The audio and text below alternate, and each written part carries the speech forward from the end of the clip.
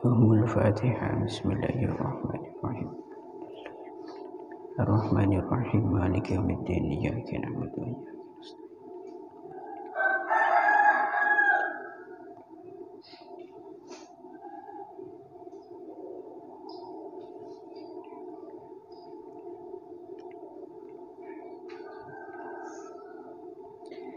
Bismillahirrahmanirrahim.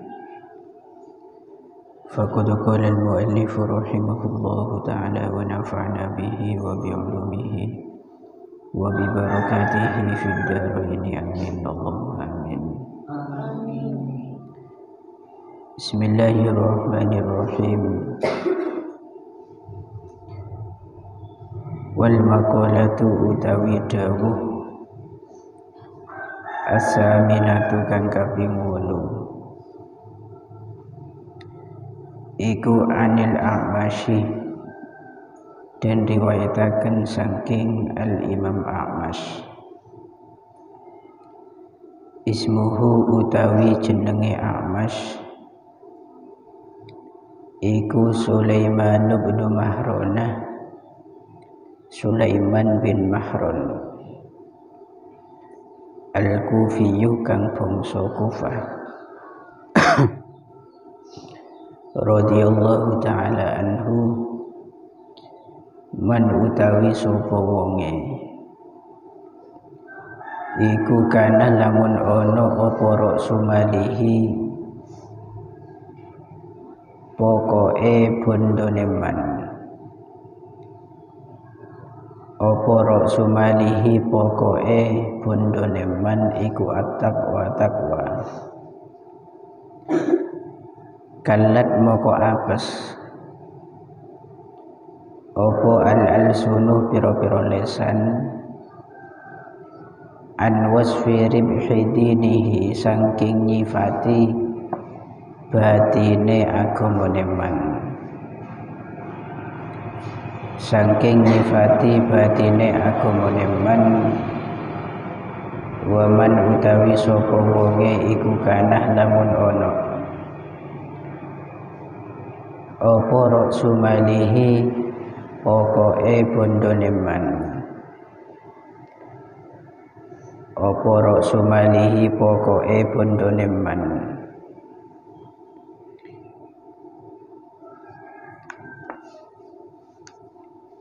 iku ad-dunya dunya, iku ad-dunya dunya kalat moko apes opo al-alsunuh piro-piro lesan an wasfi khusrani dinihi saking nyifati kerugiane agamane man, an wasfi khusrani dinihi saking nyifati kerugiane agamane man.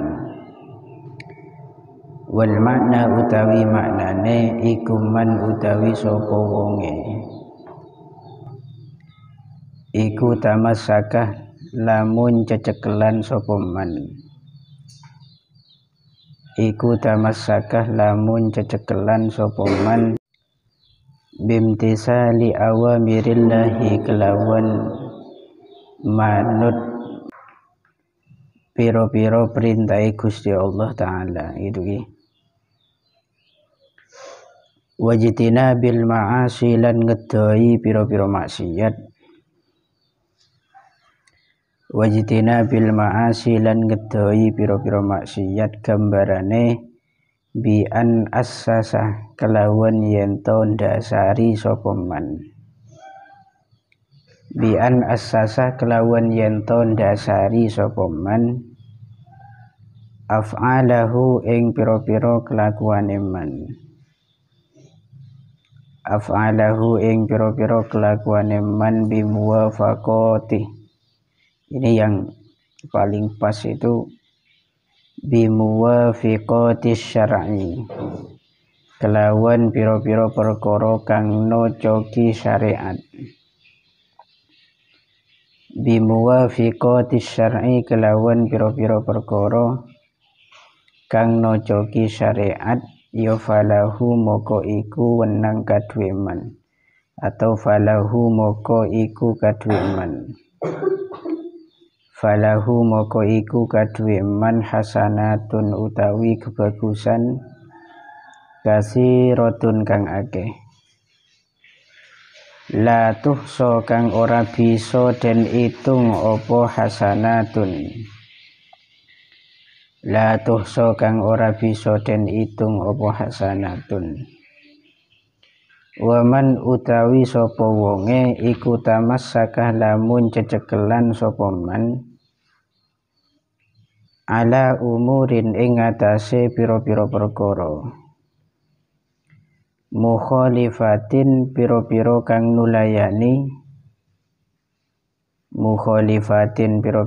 nulayani lisyar'i maring syariat. Falahu moko iku kaduwe man sayyi'atun utawi pira-pira penggawe ala. Sayyi'atun utawi pira-pira penggawe ala kasiratun kang akeh. Ajazat kang apes opo al-alsunuh pira-pira lesan. Opo al-alsunu pira-pira lesan an dzikri zalika saking nyebut mengkono-mengkono sayyi'at. Saking nyebut mengkono-mengkono sayyi'at bil adadi kelawan hitungan. Bil adadi kelawan hitungan. Bismillahirrahmanirrahim.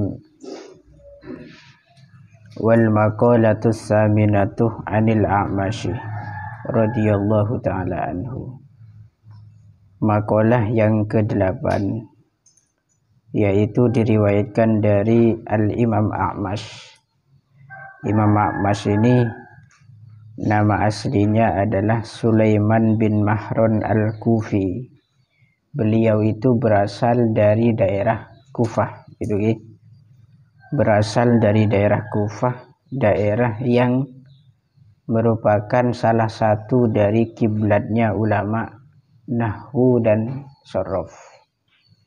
Jadi Kufah dan Basra itu merupakan rujukan madhabnya ulama nahwu dan sharaf.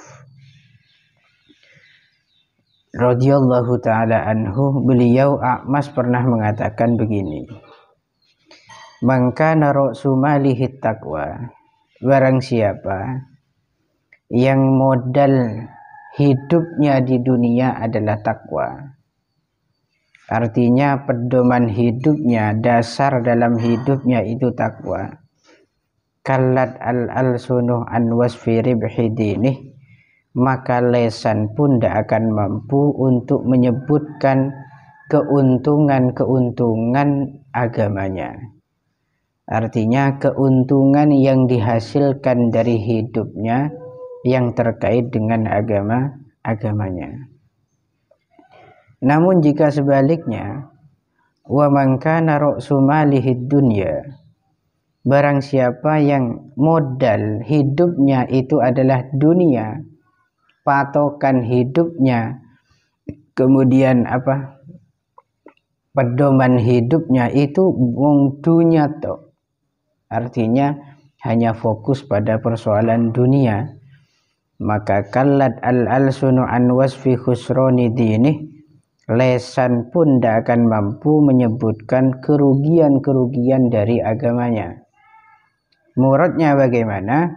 Man tamassaka 'alat taqwa, barang siapa yang berpegang teguh pada takwa dengan cara imtisali awamirillah, melaksanakan seluruh perintah Allah, wajtinabil ma'asi, dan menjauhi larangan-larangan Allah atau menjauhi beberapa maksiat, bi an assasa af'alahu, dengan gambaran orang itu menjadikan sebuah pedoman, menjadikan sebuah dasar atau pedoman terhadap perbuatan-perbuatannya dengan mengacu pada hal-hal yang sesuai dengan syariat.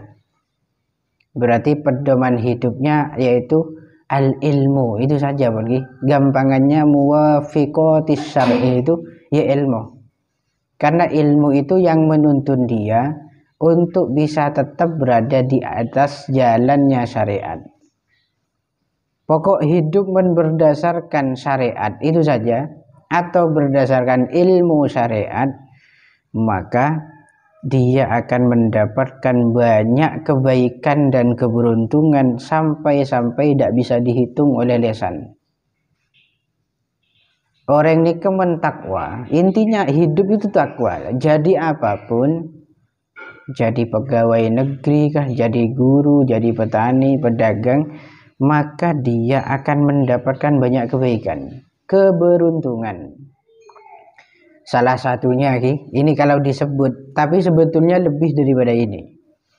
Salah satunya pangkatnya akan tinggi, nasibnya akan sa'adah, bahagia di dunia dan di akhirat. Kemudian dia akan dihormat oleh banyak orang, ucapannya laku di hadapan banyak manusia. Kemudian dia memiliki muruah yang tinggi. Kemudian dia dipercaya oleh banyak orang, diterima oleh masyarakat manapun, dimanapun tempatnya, dan selalu diangkat derajatnya oleh kebanyakan orang. Ini kalau hidup berdasarkan takwa. Detina apa-apa lah, misalkan sampean jadi orang kantoran lah, kemudian yang didahulukan takwanya, takut kepingiran, jujur, selalu berkata jujur. Kemudian tidak pernah dolim pada karyawan yang lainnya, misalkan ketika diberi amanah berupa tugas dikerjakan karena takut ungku, itu amanah. Kemudian ketika mendapat gaji atau bayaran, dia itu tidak pernah korupsi karena takut ke pengiran. Pokok selalu takwa, takut melanggar aturan pengiran, maka pasti sang bos daripada perusahaan itu akan sangat menyukainya. Dan pasti tak akan lama dia akan naik ke tingkatan yang jauh lebih tinggi. Misalkan sepertama office boy, jadi pembantu tukang ngepel misalkan di perusahaan, menjujur orang pasti tak akan naik ke staf yang lebih tinggi. Ini syarat sukses itu takwa banyak nggak? Sukses dunia ben akhirat. Namun sebaliknya, barang siapa yang modal hidupnya hanya berpegang teguh pada dunia atau sesuatu yang menyalahi, menentang aturan-aturan syariat, maka dia akan mendapatkan banyak kerugian, banyak hal-hal yang buruk yang akan dia dapatkan, sehingga tidak ada satupun lesan manusia yang sanggup menghitung keburukan itu. Dihitung secara jumlah gitu banyak entah kepra, saking rosa ke orang nikah menodi berpedoman kelaben dunya. Apa-apa pun ngaji, misalkan ngaji kitab, ingin dipuji orang, ingin disanjung oleh manusia, ingin mendapatkan bayaran, ingin agar nanti dihormat oleh banyak orang. Ini tidak mungkin lama ngajinya. Kenapa? Karena ketika apa yang diharapkan itu habis, kita ngaji di tempat yang tidak ada orang yang memuji, maka kita akan berhenti di sana. Ketika kita jadi guru, ingin mendapatkan bayaran, ingin mendapatkan upah sebanyak-banyaknya, tujuannya hanya itu, bukan untuk menyebarkan ilmunya, bukan ikhlas demi mencetak masa depan yang indah nanti. Maka ketika gajinya itu macet, ngajarnya pun juga macet. Ini yang banyak terjadi sekarang. Dan justru kadang-kadang di situ ngajarnya tak sesuai dengan gaji yang diberikan. Gajinya 1 jam di situ misalkan 50.000 nih kan contoh misalkan. Ladilalah ngajarnya di situ hanya 5 menit, sisanya guyonan. Itu ada enggak?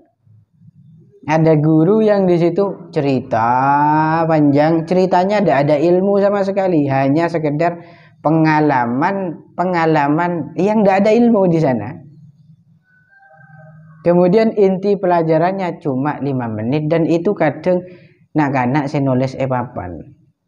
Tuliskan, gurunya dia main HP. Itu digaji itu ya, 1 jamnya 50.000. Lah ini kenapa kok ada guru yang demikian? Yang salah itu prinsipnya. Ngajar untuk dunia. Mangkan gulanya oncok sampai ini terjadi kalau nanti sampean punya nasib semacam itu. Dan saya yakin, gula cek yakin Sarah.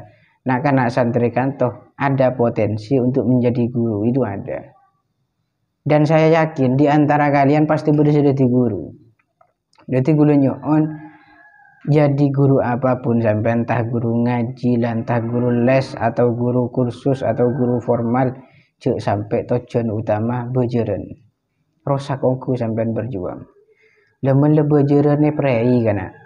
Contoh kayak tahun-tahun kemarin ini itu banyak kendala dari pemerintah khusus masalah bos pendidikan itu terkendala gitu Ki. Itu banyak guru yang tidak masuk sekolah karena malas, tidak ada bayaran. Sedang-kadang di situ kerjaannya di sekolah hanya emosi tok pada siswa. Apa? Belajarnya tak ada, ngajar sengkah. Sedang-kadang wes masuk itu sudah ngantuk. Wes bareng pokon guru-guru men panjen tak ikhlas itu masya Allah macam-macam. Itu Ki, kalau dunia dijadikan pedoman pasti akan rusak semuanya. Gotong royong sudah tidak ada. Mentimin keajekan itu rameh. Makan kula pernah cerita nang keleh esabe itu biasa menlambo itu benih buruan kana tapi keajekan ini kemenlambo kana keajekan nang keleh kemudian maton kemudian apanya mana mance dan seterusnya itu keajekan. Nanti ketika sawah tetangga itu punya hajat yang sama, kita juga harus ikut bantu bersihin embung. Itu semuanya pakai gotong royong. Nah kalau sekarang jangan heran sampean membeda orang secakang kerja bakti berpengkir embung itu satgas itu dibayar semua itu. Jadi mereka pakai kero tok catokan deh bede-bejerna itu. Itu kalau sekarang. Karena ujung-ujungnya dunia sehingga semua kerusakan itu tidak bisa dihitung pada dirinya, bahkan pada agamanya. Salah satu lagi kerusakan mendunia kebaik pengada itu dia akan buta tentang hal yang hak dan hal yang batil. Ini kebanyakan orang sudah tidak bisa peduli gitu atau memperhatikan ada leman kok terus akhirnya maka larang pengiran mondai terus akhir maka kok bakal celaka. Banyak orang yang tidak mempertimbangkan itu sekarang. Pokok sepenting dunia tang dunia posa tang dunia banyak tang rezeki di situ mengalir deras, padahal di balik pelanggaran itu akan menyumbat keberkahan rezeki tibi. Ini banyak orang yang tidak sadar dengan ini. Oleh karenanya tengah masalah berprinsip dalam hidup jangan sampai salah dalam memilih. Apakah takwa sampean kadein yang jadikan pedoman atau dunia malah yang sampean jadikan pedoman, maka nanti nasibnya akan sesuai dengan apa yang sampean jadikan pedoman itu ya. Di sini ada sedikit tamparan keras bagi kita yang pancen cinta betul terhadap dunia gitu ya. Ini seputar masalah ilmu. Ilmu itu dabun ulama annal ilma wal aqla sa'adatun wa iqbalun. Ilmu dan akal ini kalau dipakai men pian odik nganggo ilmu ben akal, benih harta, benih kehormatan itu bukan, maka akan berujung pada sa'adah yaitu kebahagiaan, wa iqbalun dan kemajuan. Ampian di pendidikan nanti punya warung misalkan, punya dagangan, kalau ingin maju dagangannya maka pertama yang harus dahulukan adalah ilmu dan akal. Ini ke pertama kan. Adeluin polan sesoki banyak modalnya. Karena betapa banyak orang yang memiliki modal yang luar biasa tapi di situ banyak musuhnya. Saya pernah lewat satu daerah itu. Sampai ada yang mengatakan begini, orang ini cerita ke saya bahwa tanah ini adalah tanah apes. Arapa mak kocak tanah apes. Karena setiap ada orang jualan pasti tidak akan lama, paling lama seminggu lah. Pesokiin orang saat jual atau bisa ngadek berung. Tapi mana sabak neng tanah lagi ya, itu pasti tak akan lama. Tak ada pak seminggu itu tak ada lobar baru. Itu bagi saya sendiri. Saya tidak percaya tanah itu tanah yang ngapesen, tidak ada di sana. Bagi keyakinan saya, yang saya yakinin ngapesen itu prinsip orang yang jualan. Men saat jualan dengki ke orang, men saat jualan deh ngawur di situ misalkan, maka tak akan lama. Jualan tak kira habis. Men tak ngakui ilmu ben akal, men adaluin hawa nafsunya. Jadi yang apes itu bukan daerahnya. Saya ngapesen itu orang yang jual itu gitu. Dan ini banyak terjadi memang. Orang yang di situ di awal perjuangannya sudah terputus dari semangatnya, terbelok dari tujuan yang asalnya, itu gara-gara tak ngantel lagi akal dan juga ilmunya. Di sini wa in kulla ma'ahumal mal, walaupun orang ini tidak punya harta atau ada cuma sedikit, tapi mengantel lagi akal ben ilmu pasti bakal sa'adah, bahagia dan akan maju. Kemudian wadaqat ma'ahumal hal, dan kondisinya sangat sempit, kondisinya sangat terpuruk misalkan, itu pun juga tidak masalah dalam hidup kita.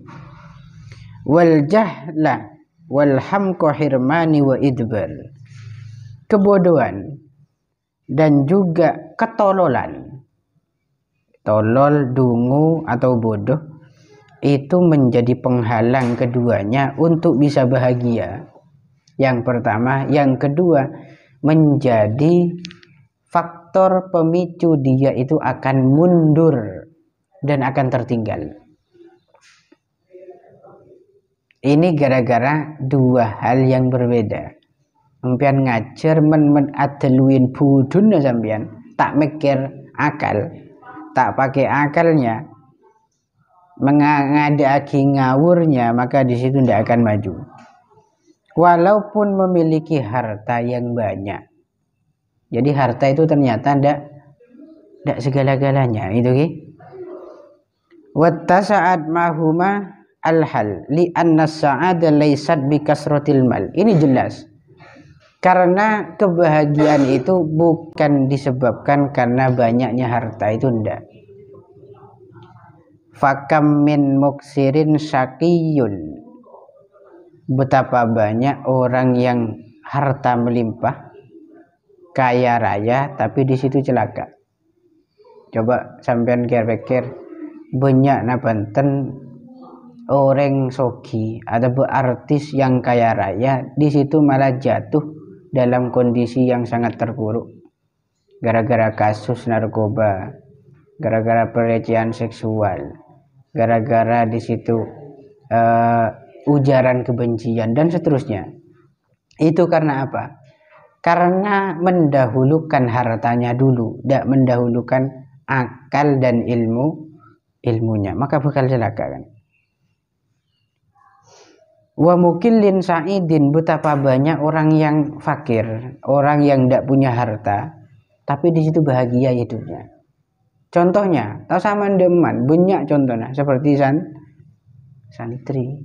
Santri punya sesoki namanya punya sebelarat. Ada sesoki dia kena. Leungguan, man pancen sampean soki. Itu tak kira norok jabuk sampean. Dek remah, benar mesen katringan kena. Ke Minaga, ke warung-warung di Tempeh misalkan. Ini buktinya ikut semua kok, dan lebih terbukti lagi jabuk punya setak majer. Berarti reng melarat, tapi bahagia santri. Bahagia apa susah? Mensesesa berarti masalah berarti kesantriannya. Santri itu bisa bahagia dalam kesederhanaan. Dari beda sesaren tak angkui bental kudu ada. Lagian beda. Setak angkui kasor tedu. Itu buktinya sampai ndak pakai bantal yang perempuan, silakan tak angkui kasor. Buktinya terbebas kok ngaji dah. Itu saking nyaman tidur, berarti masih nikmat dalam tidurnya. Lah ini banyak orang yang sedemikian rupa ini, orang yang melarat tak dibentuk tapi bunga teh ngakan bi cek pecek terong itu guna nikmat sarung sampean. Mon kang kuireng kota ngetela terong bi bujo itu pas cobi ke begede suguni, aduh tak kira ngakan yakin saya. Boleh beda bundon tok bedang tas buja misalnya ada tak kira ngakan lah mentepak ke santri obuk kana utorot lah mengkila obuk lagi glunyo langsung hilang aku nikmat apakah labu jenah kan gitu kan kena santri. Nah itu membuktikan bahwa dunia itu tidak pembawa kebahagiaan tapi juga menjadi salah satu faktor bahagia, salah satu. Bukan kebahagiaan itu hanya bisa dengan dunia, tidak. Tapi salah satu, mendunia tade, maka ilmu lah yang menjadi hal yang menghibur kita dalam hidup. Kita bahagia dengan ilmu, bahagia dengan akal. Ya akal lah aku di rumah sekiran bunga kan. Mentandi apa sekali nasi, ya minimal mikir, aduh tempeng gak ada boleh sih kan. Tempeng ngasak nang kir-pengkir embung misalkan, ataupun ngasak nang rekarin orang marung nang berung. Itu kan beci sabuk yang tong sampai kalau boleh. Daripada itu lah angguran dia makai saya potel lah. Si penting orisinil. Melek ropok 500 kemarin nyaman lah. Tadi kenyang lah pada. Antara ngakan kok lele, mie ayam, kopi debat tabu kenyang apa ada. Leman akal yang kui maka kita akan sadar bahwa bahagia itu sangat sederhana. Ada bayi tahu sa mandeman. Kemarin pas ada pengumuman bagi santri putra dan santri putri karena sekarang padam jalan-jalan ke savana semua. Ada kuliah yakin semuanya pasti setuju. Ayo beri tak setuju kan? Ayo kuliah tanya. Man tak setuju tak sanoro kemarin ya. Alakan setuju apa ndak jalan-jalan ke savana? Pinian. Setuju gak? Perak ya. Padahal kalau savana saya tidak bilang ke Ancol atau ke Jepang atau ke Korea misalkan. Sederhana kok udah keluar. Makanya tak ke savana misalkan. Ada yang jalan ke Tegal mari kena. Kenapa era kopi? Karena bagi santri lah keluar dari pondok itulah kebahagiaan. Yang kina banten. Keluar dari pondok itu kebahagiaan. Karena sesederhana itu maka gampang bahagia. Santri gampang bahagia. Maka letak neku PC kondi kancah pakuno di kormapan bi kancah kena di PC barengakan bi kancan munjul ada tang PC ayo ngakan biko nyaman menyaman bi kancah yang tandi kancah tolos mate. Oke ini intinya jangan salah prinsip dalam hidup, jadikanlah ketakwaan sebagai pedoman untuk menggapai kebahagiaan dunia akhirat. Wallahu a'lam bishawab. Al-Fatihah.